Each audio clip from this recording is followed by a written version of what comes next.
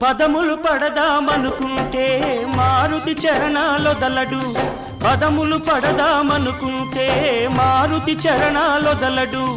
ఫలములు తినిపించాలంటే పాపం శబరికి బెదురు, ఫలములు తినిపించాలంటే పాపం శబరికి బెదురు. పాదం కడగాలనుకుంటే పదపడి గుహుడే తయ్యారు, పాదం కడగాలనుకుంటే పదపడి గుహుడే తయ్యారు.